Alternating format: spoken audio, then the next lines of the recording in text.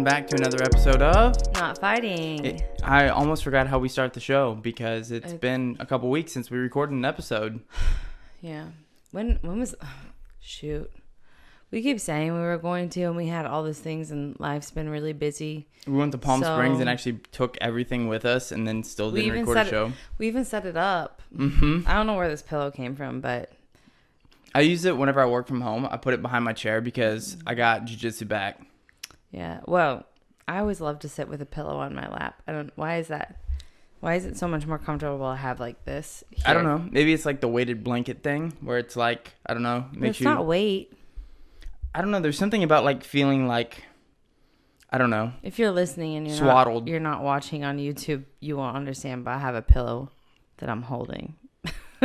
There is something weird about that though, right? Like you get like to be tucked in to bed and stuff. Like even the things that you have as a kid, it's like I feel like still as an adult, you still find those like sort of comforts and just like having something like being rolled up into something like real tight.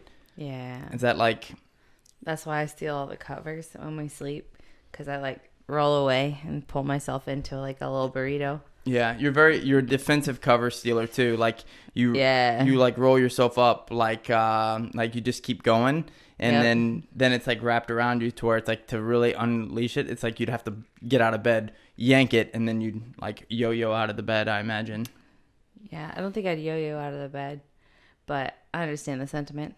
Yeah, I've slept many nights without just any sheets. I just like, okay, well, we'll just pretend I'm camping.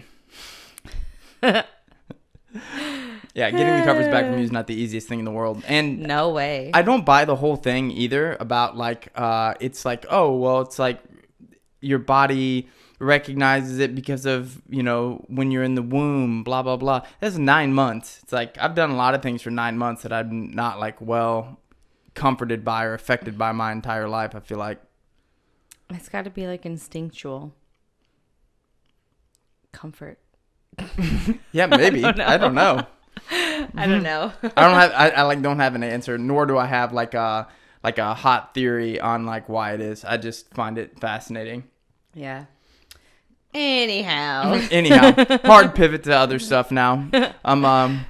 No, but I do think that one of the things that's interesting, and this is something we've been talking about a lot recently, speaking of comfort, is like, you know, I think a lot of times you can get really comfortable doing the same things day in and day out. Yeah. And next thing you know, it's like different parts of your life have gone by. But recently we've had... That's why everybody loves a routine. Yeah, I mean, as an athlete, a routine's really important, right? Yeah. It stresses me out when I get outside of my routine. Yeah, and I think... And then when I'm supposed to not be in my routine, like resting, taking time off, that's also really hard for me because I'm like, what do I do with my life? Yeah, but I think that's part of being an athlete is like this quote-unquote routine. It's like about discipline, right? Like, you know, having the discipline to be like, this is when I'm working out, this is when I'm training, this is how I'm going to eat. And, you know, there's a certain amount of like rigidity that like comes with that, I feel like. Yeah. But I wonder, you know, like it's actually, I think one of the harder things to have the discipline on is actually like break that routine when you need to. Yeah. That's athletes sometimes that maybe have like a routine that's not necessarily benefiting them. Like the stuff they're doing isn't maybe the right stuff. But also recently we've talked to a bunch of different people that have sort of gone from being like a high level competitor in jiu-jitsu specifically to like just being successful in some other facet of life, and like sort of how do you find that balance? How do you like break that routine of like I'm training all the time and all that kind of stuff? I'm just sorry. There's like a weird noise outside and it was like throwing me off. I don't know what that is. No, you don't know what that is? No. That noise? Yeah. Oh, that's the sound that an Amazon truck makes when it backs up. What? You don't hear that all the time? I do, and I never knew what it was. Oh yeah, it's the Amazon trucks. Why is it that noise? I don't know. Oh. It's so for whenever they're run by robots, it's like, you know, to get out of the way because they like probably will kill a certain portion of people. Yeah, like iRobot shit. Yeah, like that. Basically, I think that at some point in the future, parents will like yell at their kids to stay away from the robots because it's like not their fault. They're not trying to kill people, but like it does happen. So not like purposely. It's just like they're not paying attention. It's an accident. No, You but got if in there the was way. going to be robots that did kill people on purpose, it'd be Amazon. And they'd be like, it only kills people that we know are convicted of Took felonies. lunch breaks. You know, Amazon actually had like rules published in their like employee handbook about like peeing in jars and stuff. What? Yeah, because they had like people that were like their delivery drivers that basically had no time because they were on such a rigid schedule. Speaking of routines, that they had to like literally pee in jars and stuff like that. Ah. And then they were like, no, we would never do that. And then like employees were like, no, screenshots of stuff. And then they're like, well, oops. Wait. So were they pro peeing in jars or anti? The Amazon was basically just like outlining rules for peeing in jars. Like, this is how you do it if you're going to. Yeah. Make sure you wash your hands after you pee in the jar. Like, because you're touching people's like, don't packages. do it, but if you do, like, don't talk about it, I guess. I don't know. They're like, it makes us look bad. Well, they do enough to make themselves look bad. But at the same time, like, I'm not going to not use Amazon. Yeah, I mean... So, you know, part of the problem. Yeah, rigid routine, discipline. Yeah. They're like, hey, look, we're going to deliver these packages, but gotta be on time. Yeah, I want my package. And when I say, like, next day delivery, it better be here the next day. And I think that that's a big part of, like, discipline and routine is, like, you do have to have a certain amount of sacrifice, right? Yeah. Like, you're going to have to pee in some jars. Yeah. That's the name of this episode. You're going to have to pee in some jars. But, like, I mean, like, No. cutting weight, you know? Like, maybe. Why would I pee in jars cutting weight? I mean, if you're just when you're drinking that much water, when you're, like, loading, like, you got to pee all the time. Yeah. I remember being in classes that were an hour long when I was in college and, like, cutting weight and all of a sudden just being in that class and just being, like, 40 minutes in, just like, I'm not going to make it. I'm not going to make it. Because we'd be on these, like, super low sodium diets. That was, like, my weight cut thing, and I still think that works really great, where you basically try to eat food that has less than 500 milligrams of sodium in a day the week that you're basically planning to cut the weight. Yeah. Drink tons of water. Little pro tips for everybody out there. And you just like your weight will just like drop like crazy each morning, but it's really dangerous for your health if you do it long term because electrolyte imbalances and all that kind of stuff. Yeah. But I just remember like sitting in those classes like, phew, I wish I could pee in a jar, you know? Yeah. Especially, I mean, that happens to me when I'm teaching classes back to back because I'll drink a whole bunch of water like while I'm teaching, and I'm like, I don't really have a chance to go to the restroom in between. And that happened like last week, and I'm like, I think I look like 3 months pregnant right now because my bladder is so full. The last couple times we've been to LA, or we drive up from San Diego. I mean, you've peed in a lot of parking garages from like, just based on like our travel from San Diego to LA. And I don't know how normal my propensity is to. No, you have a small, tiny little girl's bladder. True. Yeah. This is obvious. So for listeners that are not familiar or not familiar with the show, I have a very small woman's bladder. Very small. No, like not a woman's bladder. A little girl. Like a little girl. Yeah. Maybe a puppy. The bladder of a puppy. A female puppy. It doesn't have to be female. That's rude. They're traditionally smaller than males. I'm just being scientific here. I'm not being. Well, I don't know if their bladder is smaller just because they're smaller. Well, no, that's a fact. That's biology. No. Well, unless it's a special. This becomes now we're down to genetics. Like, I'm just saying, like, this is a thing that we need to look into. Do females and males have different sized bladders? Listeners, back me up here. No, but yeah, like the last couple times we've been to LA, I've like peed in parking lots and stuff as soon as we got there because I had to pee so bad. But like, and he's from rural Missouri, so he doesn't care who pees anywhere. Yeah, it actually surprised me. Like whenever and honestly, I'm surprised you don't have like a public urination like ticket. You and me both. You know. Yeah. Thanks, squad. No, but in all seriousness, like this is something we have been talking about a little bit and we want to discuss on the show is just, you know, like me personally, I've kind of gone through this a little bit and I found myself talking to folks recently a little bit more often about just sort of that transition of like you're competing, you're doing jiu-jitsu all the time, you have this very rigid schedule, like you don't want to like you basically don't want to shortcut anything, and then all of a sudden it's like, okay, well, like maybe competition jiu-jitsu or competition MMA is not like the most important thing in the world to me anymore. So like, where does that fit into your life? Like, can you just train for fun? And that was actually a really hard thing for me for a long time, is to like just train for like fun. I feel like the past like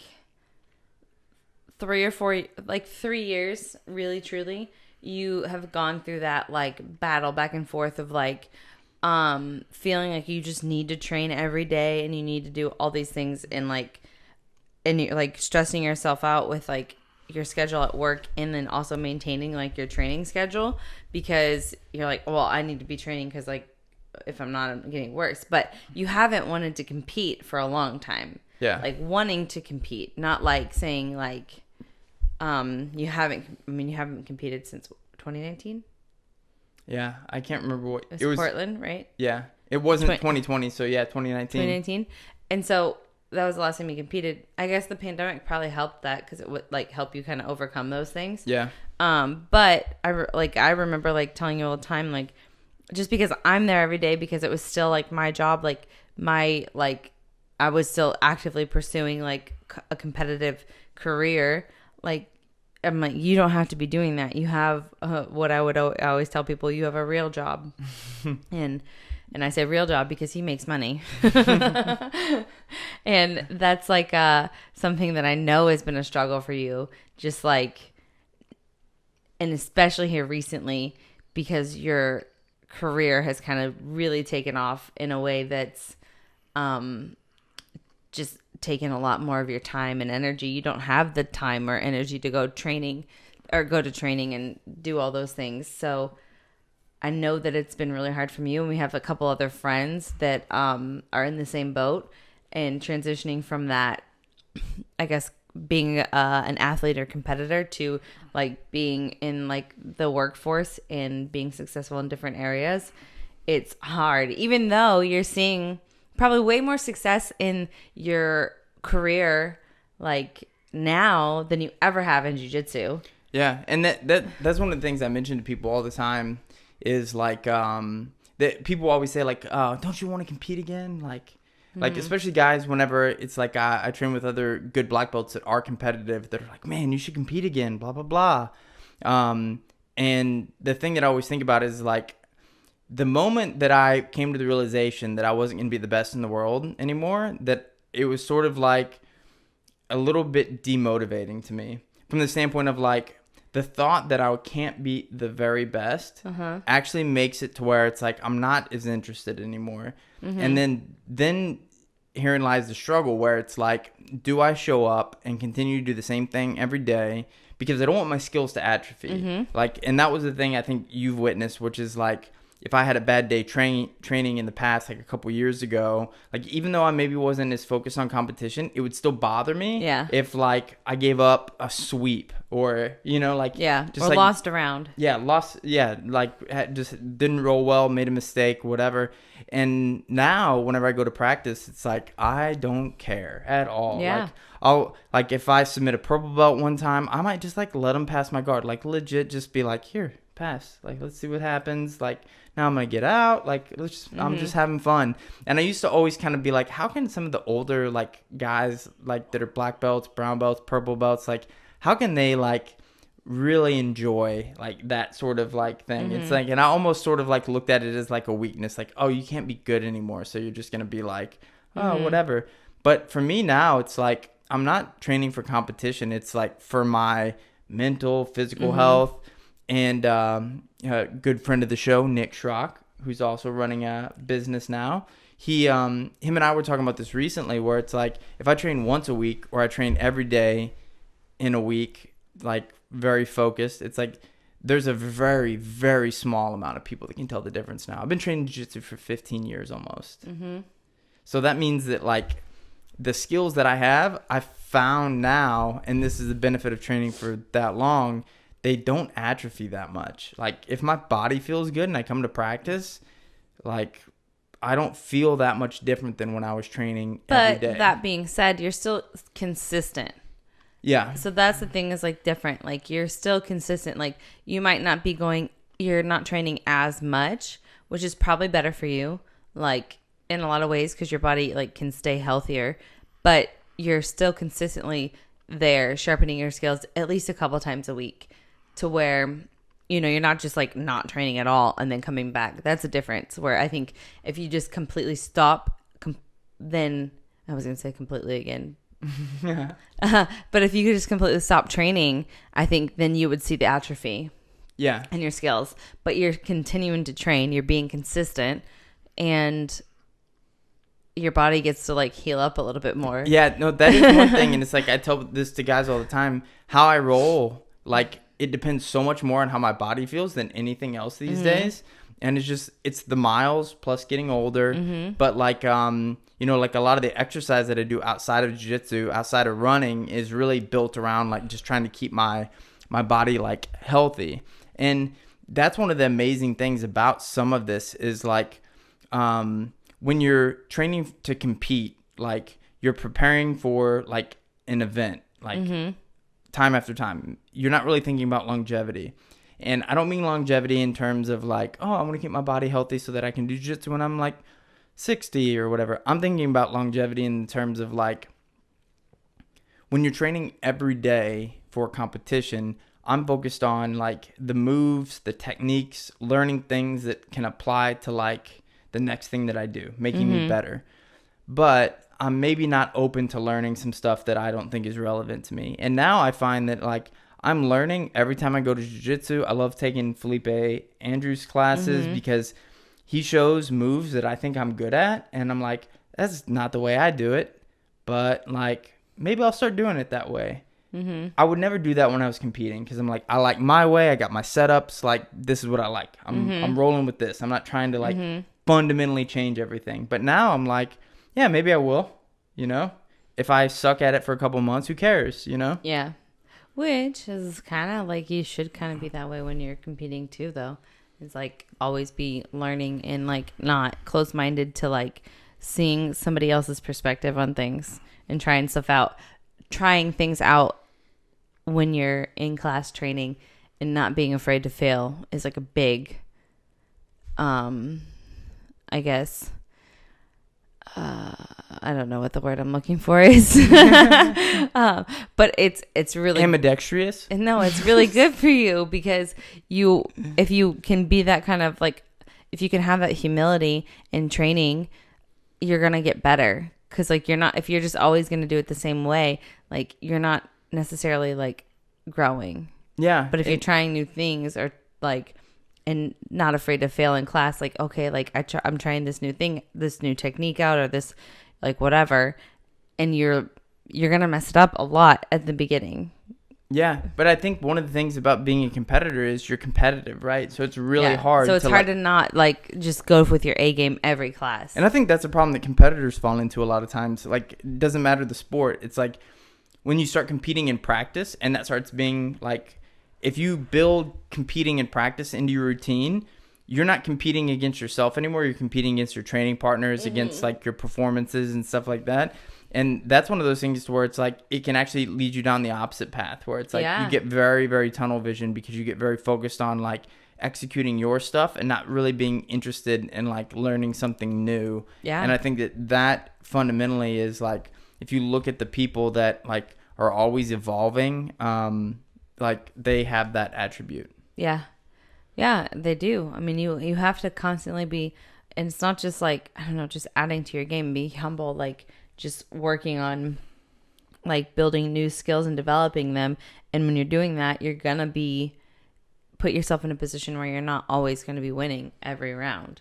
And I think that's where like, but that's something that we've talked about too. And I know we've talked about, it's like where it's the time, like the time between competitions is the most valuable in like building and developing and getting better in any sport, really. It's like if you're just like, I have this competition and I'm doing this, but like even in, let's say for like, even like it's football season now. So like in football, it's like if you're not doing anything in the off season, you're just like laying around, getting out of shape, doing all these things. It's like you're going to come back and it's going to be really, really hard to get back to where you started from last season. But it doesn't mean you're necessarily like, or like you didn't add anything, you didn't gain anything over like that time off. Not to say you don't take the time off, but it's just a different focus.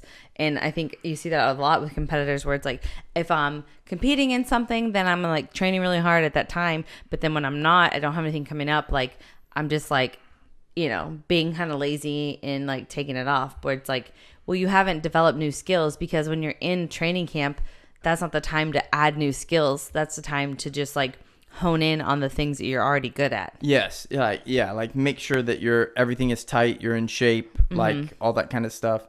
And I think that that's where like you need to, I mean, we talk about this with MMA fighters. We both know a lot that like they have a camp, but outside of camp, they're not like just generally improving, you know? And that's something I think in jiu-jitsu you're always doing, because there's no like season, you know?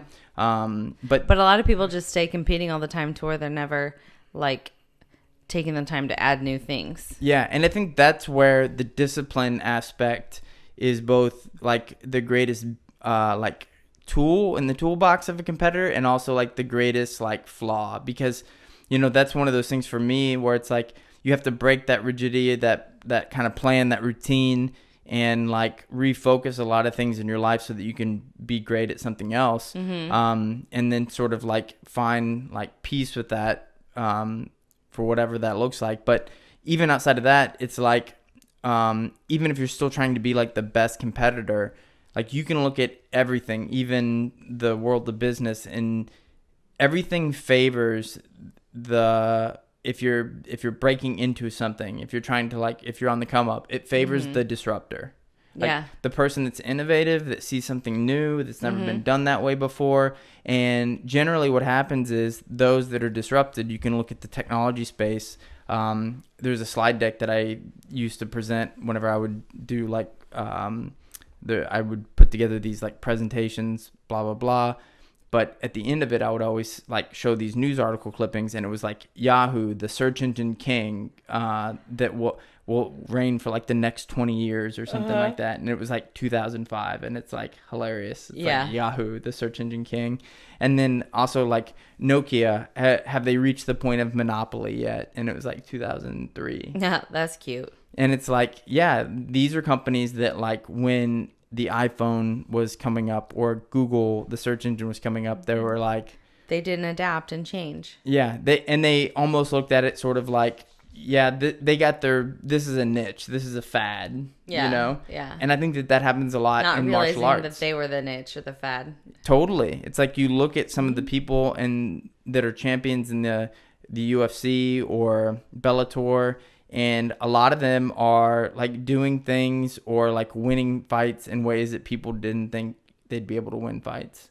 Yeah. George St. Pierre, for example, never wrestled like at any level collegiately or in high school, but he was taking down collegiate wrestlers. We were talking about this recently. We were watching Phil Davis fight Yoel Romero, where a lot of people, the common knowledge was like, well, you're not going to try to like wrestle with Yoel Romero. He's an Olympic silver medalist. Like his wrestling pedigree is so great. Like, why would you wrestle with him? Yeah. Then Phil just took him down easily. Because he saw, like, after he took him down once, he realized it was possible. Yeah. You know? And I think, you know, you see that happen a lot, where it's like, it just takes one fight to expose a weakness in somebody. Then it's like, oh, now, like, they showed everybody else the game plan of how to beat this person. Yeah. Michael Chandler's sort of that way, where it's like, he got leg kicked that one time, and everybody's like, he doesn't like whenever his calves get kicked. And then now he gets calf kicked, and he, like, every fight, it's like kind of iffy or won't he, you know, like, on that leg after somebody calf kicks it. Also, like Connor. Yeah. Can't handle them leg kicks. He got weak little tiny ankles that just is. I don't know. It's like his legs are Dylan Dennis, and the other opponent is like a bar, like bouncer. A bouncer. I was gonna say barkeep.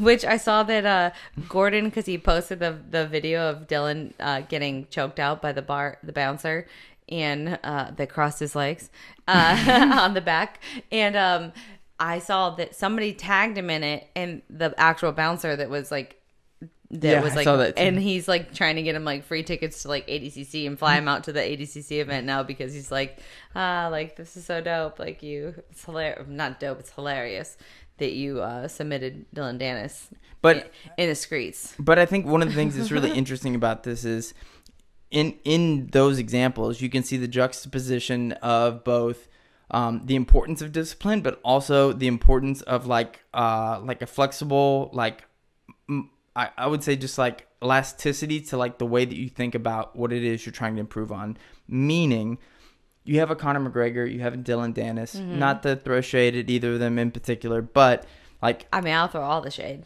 Those are both people that had that discipline for a long time and had gotten very good at the respective like combat sports. However, like then it became about broadcasting it. Who knows how hard or as much as they were training, but like there became this point to where they became like a parody of themselves, where all of a sudden like they're losing, they're not like making any adjustments, they're not competing enough, like they want to talk about competing more than they can actually compete. Well, I think like the fame and the attention just kind of like gets the better of people sometimes, to where like you're like, oh, I've already made it, like I don't need to like work hard anymore, like I've already done that, and like look, I'm already getting, I can do anything and still get the attention and still like have like the money and the people wanting like to be, you know, just affiliated with me, and you kind of like lose sight of what's really important and what made you great in the first place. And therein lies, like, I think the point that I want to make is, like,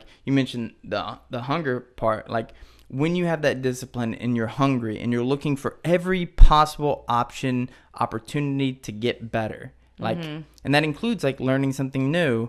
Like, you have such an advantage over somebody that maybe, like, finds himself in the position that, like, you know, like I can relate to, where it's like you're pursuing something else in life. Like you found something else that you're passionate about, and you're trying to figure out like, well, look, most of my skills aren't atrophying as long as I train a regular amount.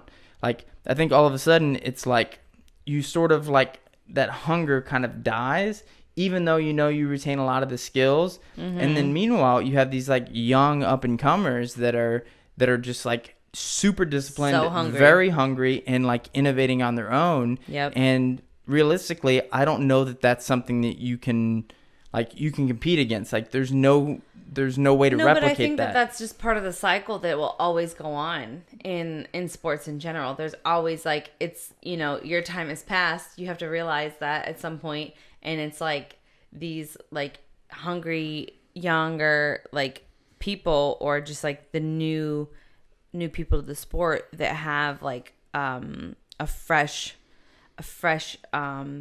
like drive and interest in that sport. Like it's like it's always time for like you to move on and them to like take over. That's just like the cycle, and that's how things work, because you're just never, you know, just gonna be good forever. Like, as much as I would love to say like George St. Pierre would just like step back into the ring and he could beat anyone, it's just like, well, I mean, it's not like he's too old to do it anymore, but he's just like, he's past his prime. Like, that's the thing. Like, why people are past their prime. Like, that's why you just have to like accept that. I think that's something that's hard for people to accept.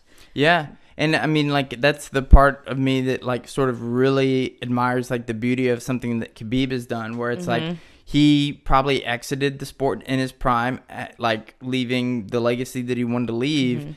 And, you know, people, even though people are being super critical about certain things, that like I've seen so much stuff, like, because he talks about he was the best and he's like undefeated and all this stuff, and then they're going to be like post like how many title defenses he had, or this and that, and it's just like compared to other people, and it's like, yeah, those arguments are always going to be there, but it's so much harder to leave when he did versus to keep going, and keep fighting after you probably should have hung it up. And that's like always the balance, where it's like history is always going to favor the disruptor, because we were watching Nick Diaz fight Robbie Lawler last night, and you know, you'd said something that I thought was so accurate, and you're like, Nick Diaz looks like a dude that's like a boxing coach that was like, let me show these young guys what's up. Hopped up out of like not training maybe for a long period of time, hopped in the ring, and then all of a sudden you're like, oh dang, like this old dude can fight, you know, like he looks super sharp, but at the same time, he didn't look like a young guy. He He looked doesn't look like the Nick Diaz that we've always seen. Like, Yeah. that just would, looked like a dude with 2 decades of martial arts experience for sure. But like physically, and I'm not like criticizing him at all, because I thought like I was like pretty impressed with him like last night, because I'm like, I don't know what we're gonna see, honestly. Yeah. But I was just like, he does. He looks like, the old boxing coach that just got in there. Like, I'm gonna show these young bucks what's up. Hold up, let me. Even though he wasn't fighting somebody young. But. Yeah, and that's Robbie Lawler said after the fight, he's like, I really appreciate this fight because he got me motivated to train. And if you think about it, it's like, at that point in his career, it's like, what makes you want to show up to the gym and like get better, like treat things like a young and hungry fighter. Yeah, like Robbie Lawler has nothing left to prove. He's like one of the like greats, and he's like he's so iconic in the sport.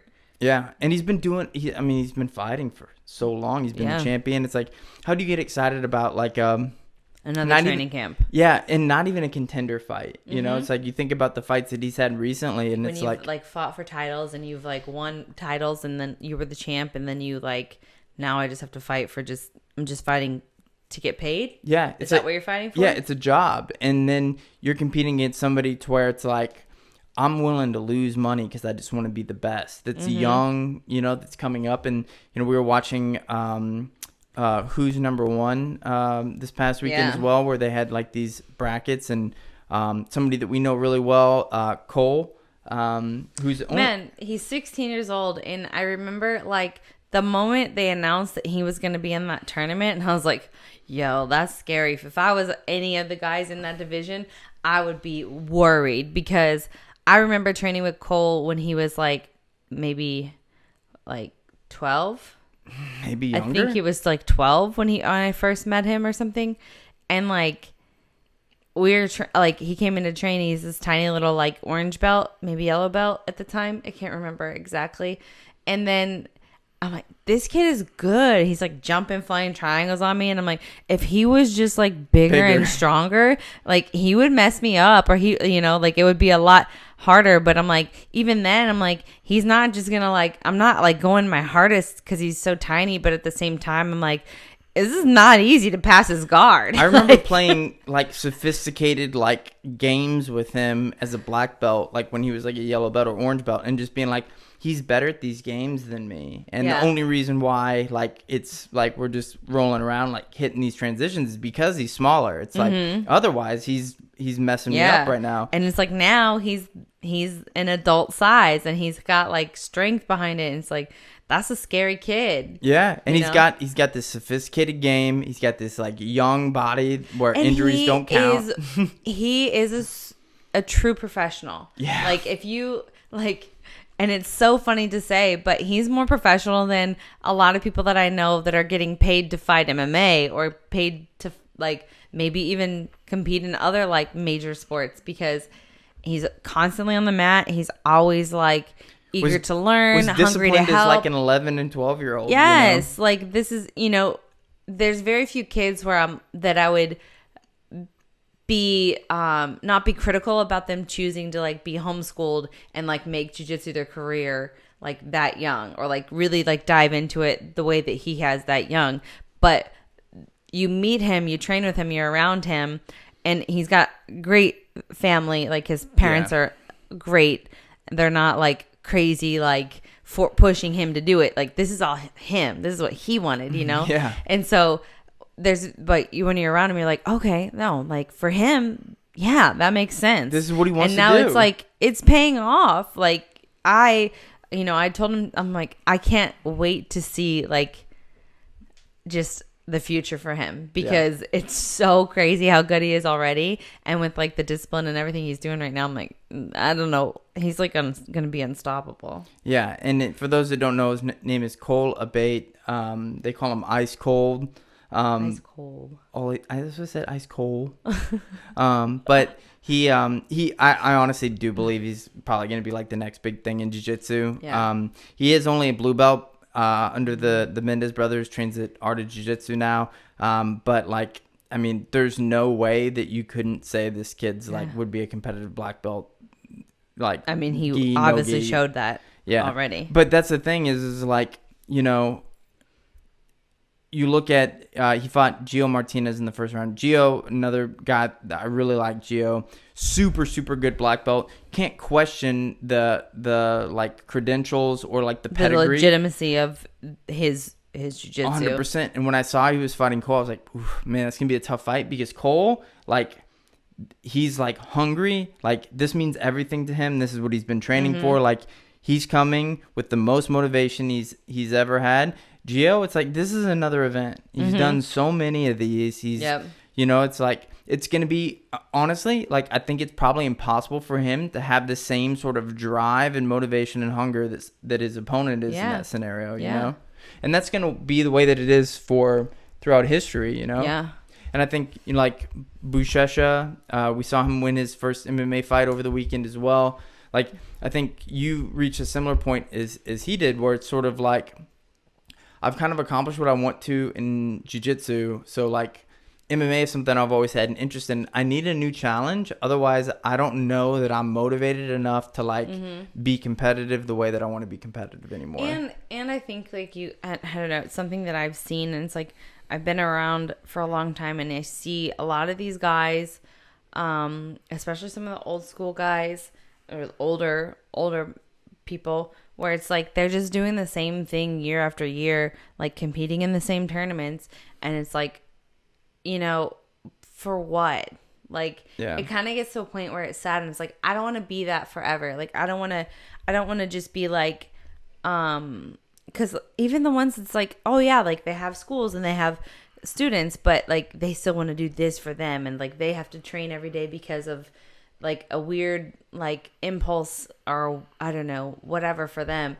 And I just don't want to be going through those motions forever for like with no, like there's no upside, there's no reward, there's nothing more that I can gain by doing that, instead of like, you know, channeling that energy into my students or into some other like venture or endeavor or whatever, because you can't compete at that level forever. It's just like, that's just like the nature of being an athlete. Like, you get older, your body breaks down, the miles, the age, it's like you deteriorate to a point where it's like you're no longer going to be able to compete at the same level you were at one point. And so it just kind of makes me sad to see certain people like continue to do those same things, just always like, oh, I'm fighting really hard, I'm training really hard, because it's like, you know, I'm fighting in the master worlds, but it's like, again, because, and it's not to say like I love that all my like students and people, and like master worlds is super cool,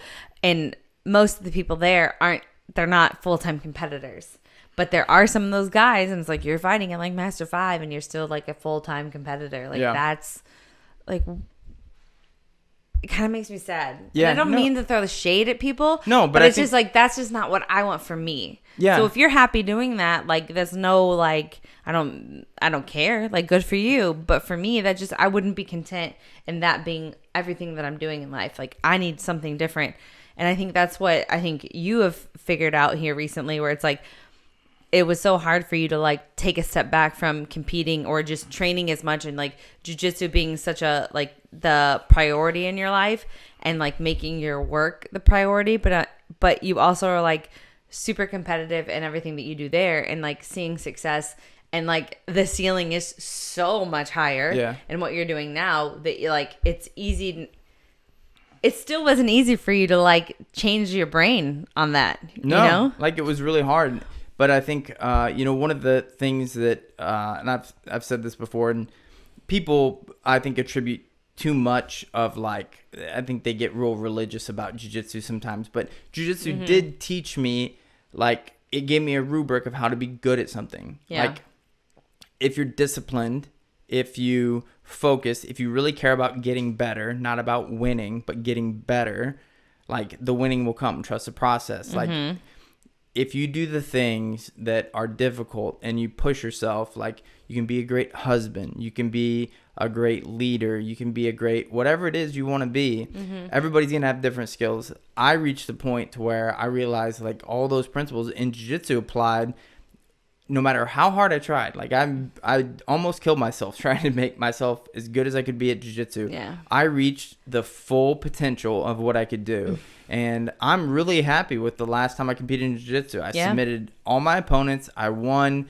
And I'm really happy that's the last time I ever compete. People always ask me, do you want to compete again? And the answer is no. Like, I have no intention, no motivation. That doesn't mean I won't. There might be a scenario, like you were mentioning the Master Worlds. Like, I might find that, like, at some point in my life, I have a desire to, like, improve and improve in a way that I feel like maybe only competition could focus me. I feel like I could see everything coming full circle for you at some point where, like, you reach a certain point in your career to where you're, like, have more free time or ability to train and then, like, want to get back into competing. But, like, competing as a hobby, not as a career, which is very different. Yeah. And I can see that happening. But I also, it's like, I don't see that in the near future.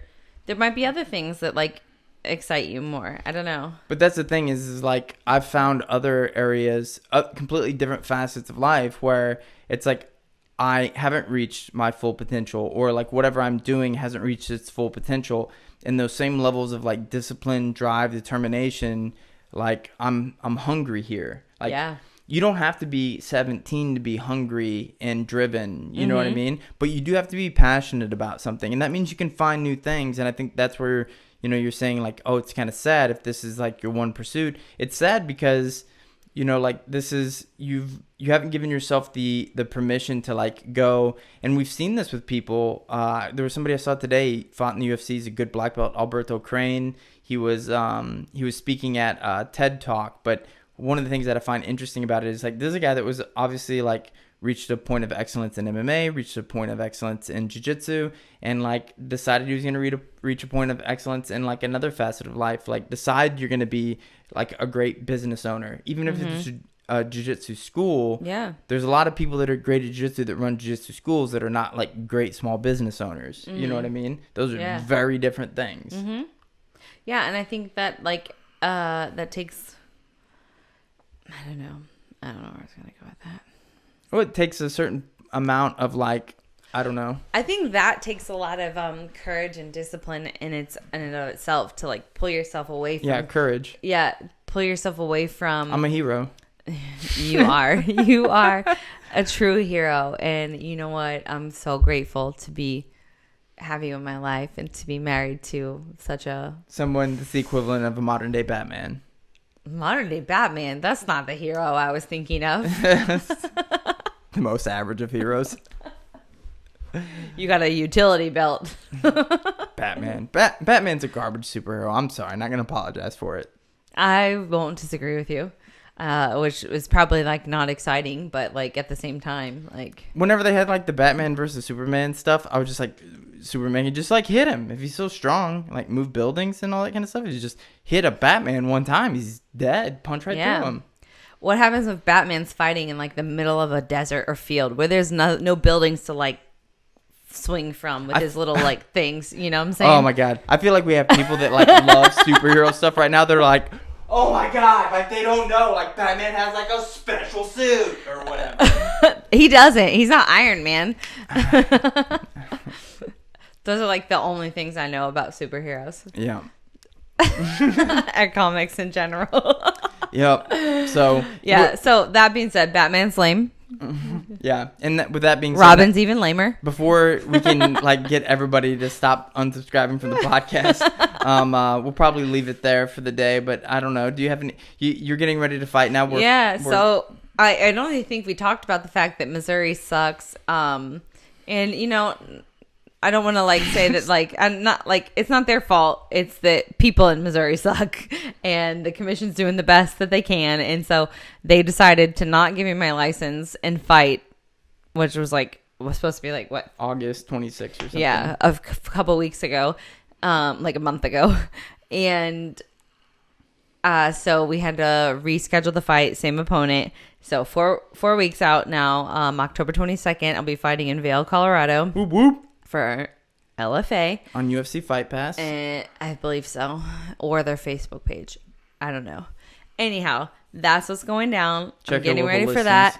Like, yeah, follow my social media for like updates and stuff as far as that goes. And I've been just kind of getting ready for this fight. I've been getting ready to fight all freaking year long, which is arduous and stressful. But I've also feel like I'm making a lot of improvements, especially here in the last, like, I don't know, month and a half or two. I feel like I've been like getting a lot better. I've been getting to train with some new people, different people that have really like helped me make some good improvements, I believe. And I'm pumped for that. And yeah, that's what's going on.